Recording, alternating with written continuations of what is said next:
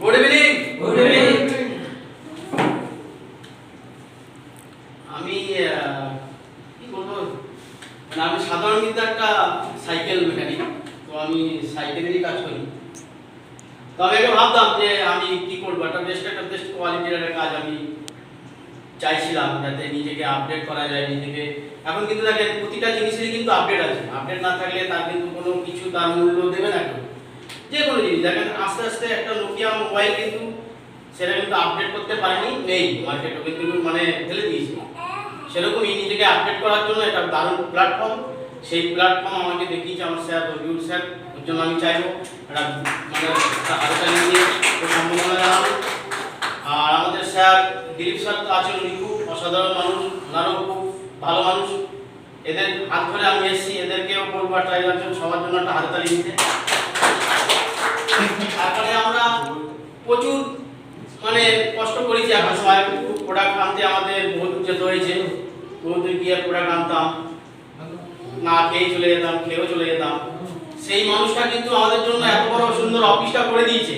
তো সেই মানুষটা আমাদের আসেনি আজকে, আসতে পারছে কোনো কারণে। তার মতো সেই স্যারের জন্য একটা হাততালি দিতে হবে। তো ওনার জন্য একটা বিরাট মনের মানুষ, তো উনি খুব মূল্যবান ব্যক্তি, একটা ভগবান তুল্য লোক। ওনার জন্য আজকে আমরা এত সুন্দর অফিসটা পেয়েছি, অফিসটা পেয়ে কাজ করতে পেরেছি। তো সেইভাবে আমাদের আরেকজন আছে অরূপ স্যার, অরূপ বসুনি স্যারের জন্য একটা হাততালি চাইবো। তো স্যারও কিন্তু খুব ভালো মানুষ, ওনার জন্য আমরা কাজটা করছি।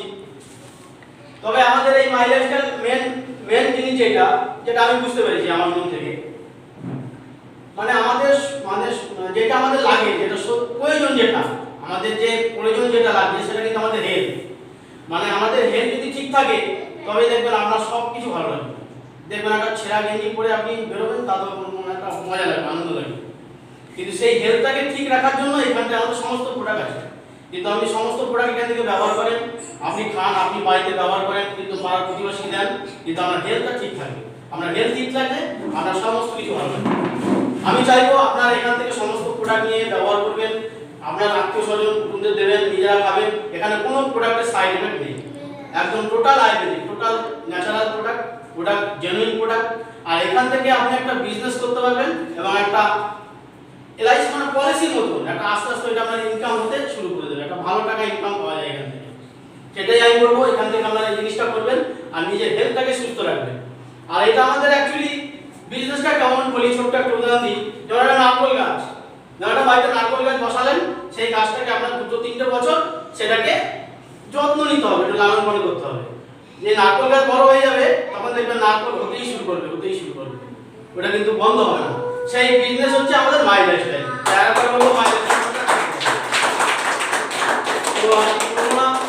আমি বলবো এই 11 বছর যে পূর্তি হয়েছে অ্যানিভার্সারি, এটা মানে সকলে মিলে যেন আমরা সবাই মিলে যেন থাকতে পারি, সবাই মিলে যেন আমরা এটাকে উদযাপন প্রতি বছর যেন আমরা করতে পারি।